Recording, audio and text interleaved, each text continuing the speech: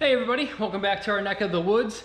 We have got a performance upgrade video for the Camaro ZL11LE, and I think it's the first performance upgrade that we're actually going to be installing on the car. So let's just dive right in, get to it, and get this thing installed.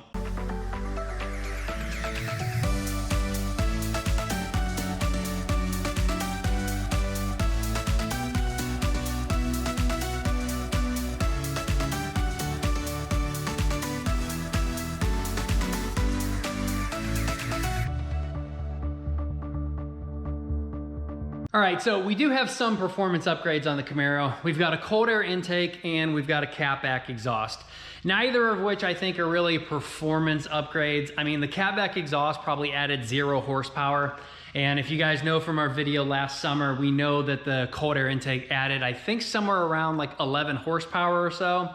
Although if you really look at the dyno graph there, he let off a little bit early. So I'm thinking this guy on a dyno jet in SAE correction factor, which is the one that you want to use, this thing's putting down almost 590 horsepower. And I think the run before that was like 572. So about 18 horsepower if he would have let that second run go all the way to red line. Again, do you really consider a cold air intake a performance mod? Yeah, 18 horsepower is not bad. Most people probably get 10 to 15. But we got something that people usually don't talk about and usually don't upgrade, and that is a better braking performance system. Now in factory form, there's absolutely nothing wrong with the braking system. As you can see, we've got six piston calipers in the front.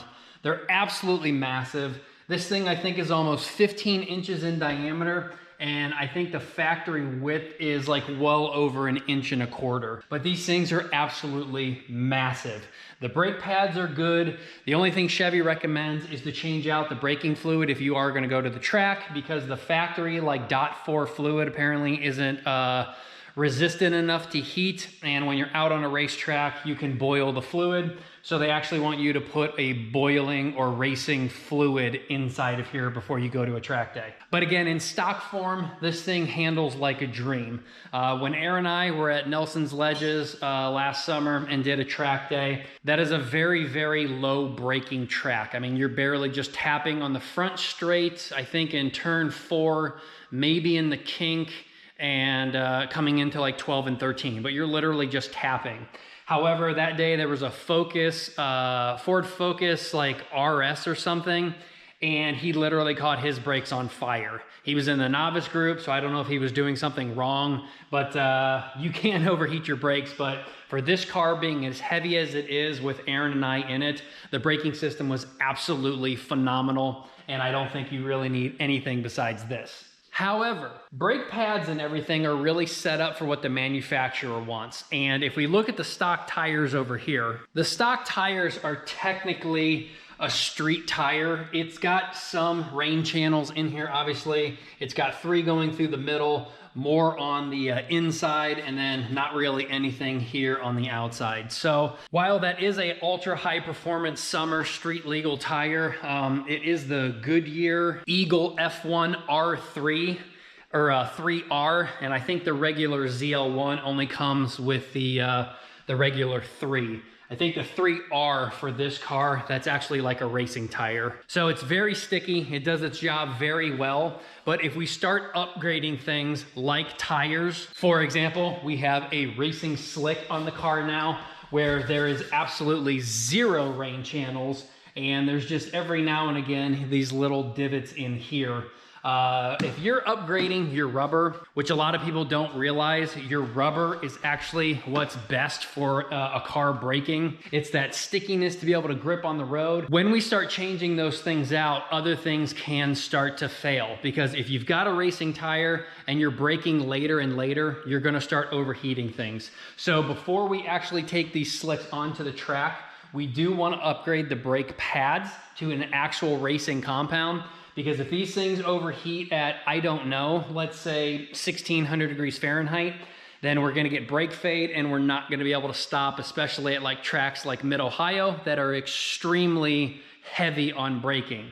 And again, if we're braking later and later with a slick, then we're gonna be heating these too much up and we're gonna get brake fade and we're not gonna be able to stop. So We are gonna have to change out the brake pads one day. It's just not gonna be in this video and actually not what we're installing. Now, one of the reasons the 1LE is so good at braking, because if you look right in here, that duct and all the way back into there brings air in from the bumper, channels it all the way through back here to this exit right here.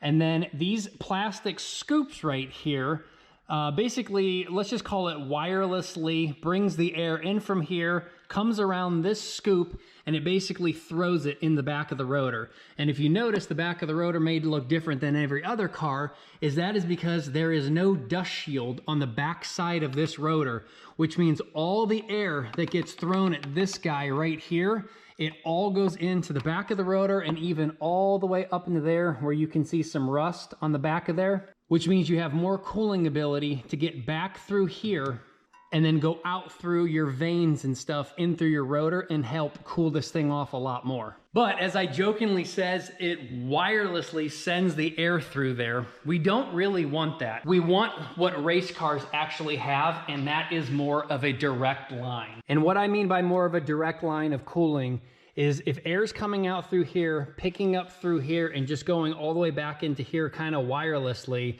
and hoping it all goes there, we're not getting as much performance or air channeling as we actually want. So I would be hard pressed to find a race car that does not have one of these guys.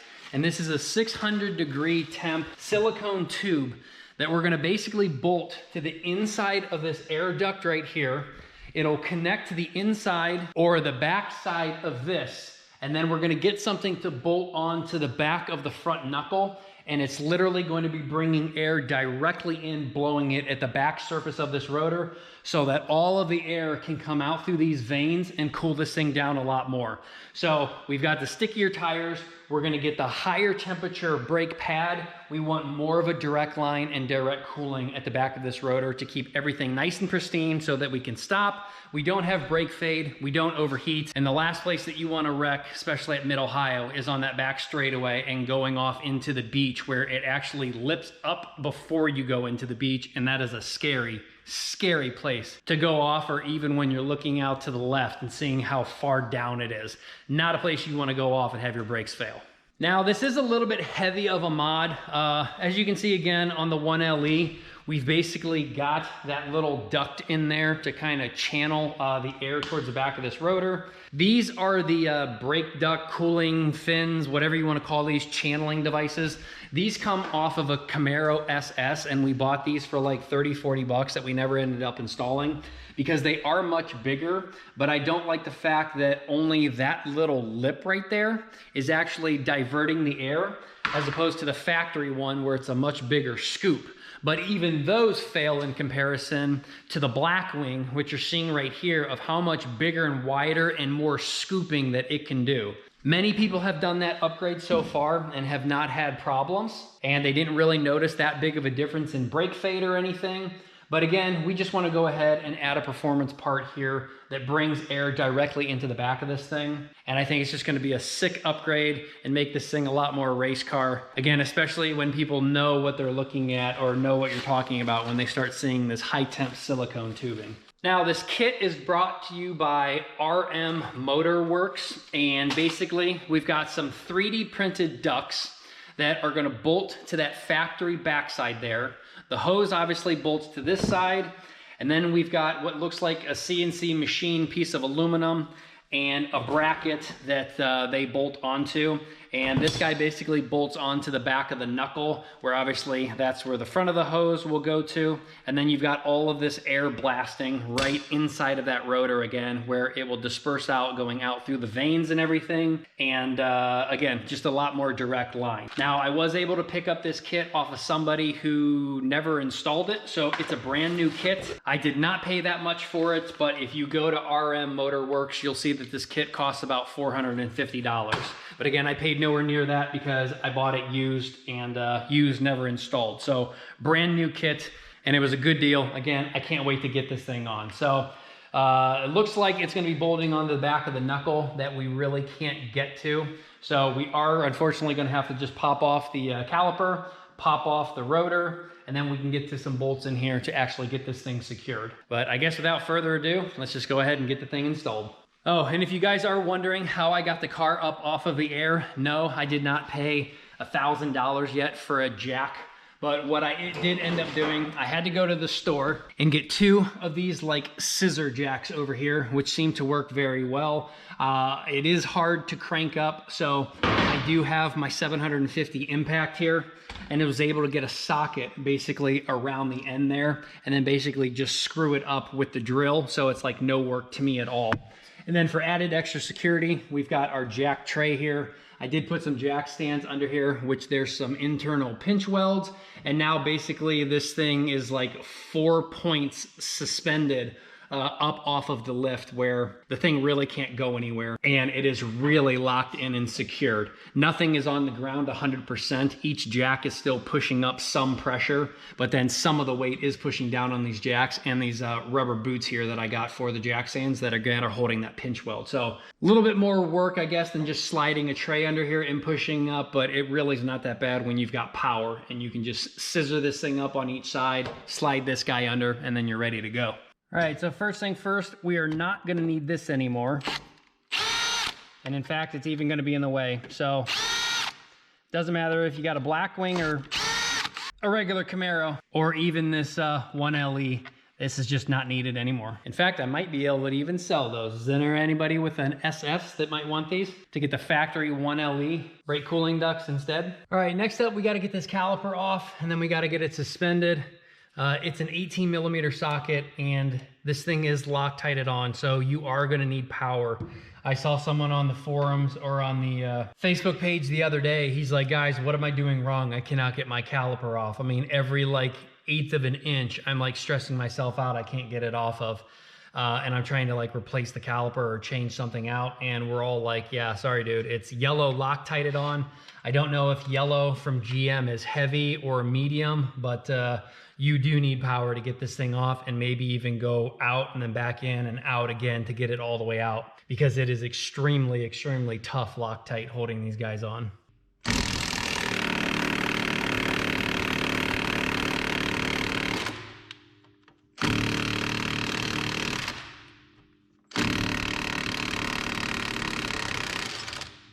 And as I mentioned in my rebuild video, you never have to take a caliper off of a performance brake pad or a brake caliper setup, because when you want to change brake pads, you simply just pull these pins right here with this retaining clip. You pull all of this out, and then the brake pads actually slide right out.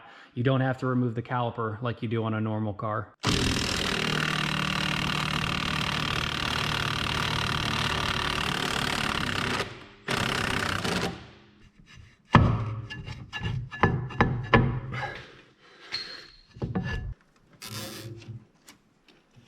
All right, last thing, there's one of these screws again. Hopefully we actually don't need our impact tool to take those off. We did not need it for the back. And that again is just because the car is so freaking new and everything comes right off. I love it.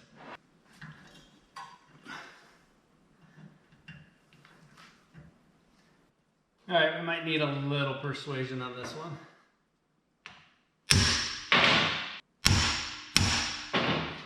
There we go. Not bad at all. Again, I love brand new. All right, I think we are a little rusted on here. So we either need a rubber mallet to break this seal here, where it's probably rusted on a little bit, because that rust that you saw on the back side is not from this. This is a 2-piece rotor to keep down on that weight and to not allow heat to transfer into the hub is easy, because you've got less contact points. But you've got a steel rotor with an aluminum hub, but it's on this, an aluminum top hat onto a steel hub, so it might have rust welded itself on a little bit. And I don't see any extra screw hole on here where you put in a screw where it doesn't have threads, and basically you kind of like push the rotor off of the hub. I'm not seeing that anywhere, so we are gonna have to give this thing a little bit of a tap. Actually, what I need is a dead blow hammer. Oh, that worked. Oh, wow. I tell you what, a rotor this size, if it was through and through solid steel, Without an aluminum top hat, this thing would weigh an absolute ton. But this thing is so much lighter weight, even being bigger than the rear rotors are. All right, so here's what we have with the assembly. Front hub right here. Obviously, this is not all-wheel drive, so it just spins easy. There's no axle. And I lied. It looks like we do have a dust shield. The absolute tiniest dust shield in the world. And it looks like it's protecting this boot right here. And it looks like we're going to be borrowing this hole right here. And I think maybe this dust boot hole down here for the bracket to where we're going to get this thing bolted on that will accept the back of that hose. So let's get the bracket and see which holes we're actually going to use. And it does come with hardware. In fact, it comes with everything for this to be an easy direct bolt-on piece. And everything is extremely well packaged. They like melt this plastic on all these brackets and all their stuff. And I'm not exactly sure what the brackets are made out of. I know this is aluminum, but this is steel. 99% sure this is stainless steel because it is not magnetic, but it is definitely heavier. And again, not aluminum, but nice that I see that the quality that they use on everything like stainless steel so these don't rust out. That's an awesome freebie that they give you. All right, so it looks like each bracket couldn't go on either side, obviously just because it's flippable. It looks like it goes in this orientation, and again, does use that bolt up there and that bolt for the dust shield. But this bracket is hitting the speed sensor where the knuckle is pushed out a little bit. So the kit does come with some spacers. So you'll put a spacer on there first, then put the bracket and then bolt it down.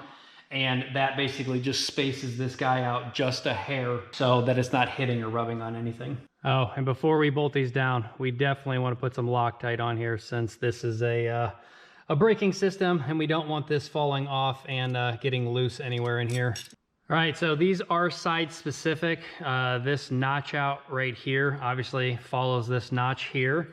But what I am noticing is that the dust shield is in the way. So I don't know if we have instructions are here to see if this is actually needing to be removed or we trim it because we really don't want to catch our boot on fire and wear it out prematurely.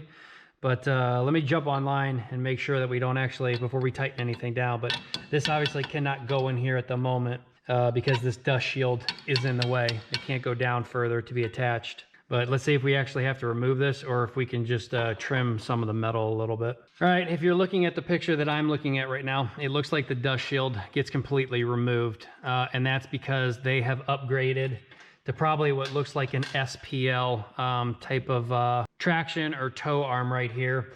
And because it doesn't have any rubber in it, in the aftermarket SPL or whatever that kit is that they are using.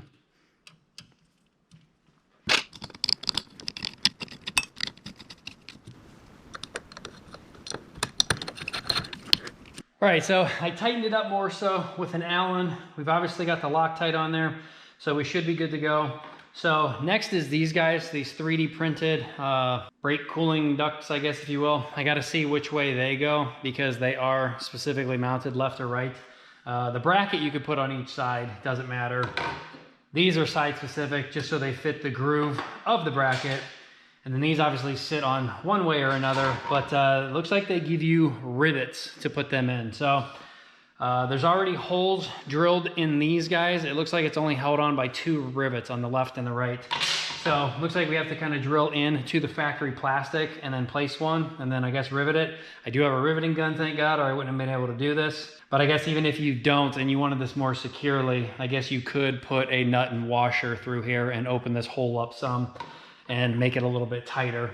If your finger could go all the way back in there and kind of hold that on. But looks like it's a tight fit already. They knew how to mold it and make this thing, so we should be good there. And it looks like it probably does go up in the air because going down at the ground, that obviously wouldn't make sense. So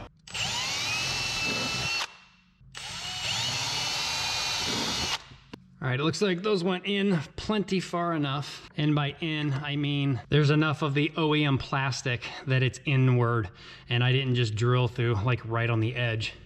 I'm about a 1/4 or 1/2 inch inward.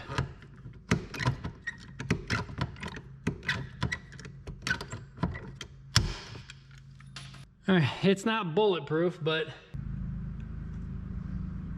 oh yeah, light goes through there easily. So if the light goes through, then we know air is gonna go through. We do need to get the hose cut right and make sure we've got enough so that whether we're at full lock or full inward, this thing's probably gonna rub on some stuff, but we wanna make sure that we don't go full lock the opposite way and actually pull the hose all the way off. But I got a feeling over time something could eventually rub or wear, the tire could rub on it, and then you might have to change out the hoses every now and again. But again, I think this setup is gonna be awesome and way better for bringing in air actually into the back of the rotor and cool this thing down a hell of a lot more. All right, so got the hose cut to length. We're all the way pulled out, so we've got enough slack in here. And it looks like from their pictures, which by the way, there's no directions online and there's no directions with the kit, but it looks like how they're securing it is with safety wire ties. So if you guys are here for race content and you don't have safety wire ties, you need to get some. And then also the actual stainless steel safety wire. So the way this stuff works is on any bolt or nut, on aircraft stuff, etc. You can drill some holes like through this nut and then through this nut. You wrap it around and loop it and twist it together so no nut can ever back off, because it's locked and pulled in with the stainless steel wire connected to another source that again won't back out or move. So with these guys, it looks like they're just wrapping it around there. You pull it, twist it tight, and then it should pretty much be locked on. But since this thing can't go out any further, it's not like this thing can just pull itself off a good inch or two and pop off to begin with. But I do like the fact that on their aluminum right here, it is like really sharp and beveled down in there, where safety wire actually sits down in the grooves kind of like 100%, and then it'll lock this thing in. But let's cut some wire. I'll show you how to twist them on real quick. And then I guess this side is all done. All right, so just a little bit of wire. Cut it to the size you need. You wrap it around. Get it to where you think it's gonna be tight. And then from right here, the way these little guys work is they will connect on. They've got a locking mechanism that when you pull the handle tight, it locks into itself. And then on the back side of this, you just give this guy a little bit of a pull. And as you can see, every time you twist it, it twists the wire tighter and tighter. I'm gonna need two hands for this, but you guys get the idea what's happening.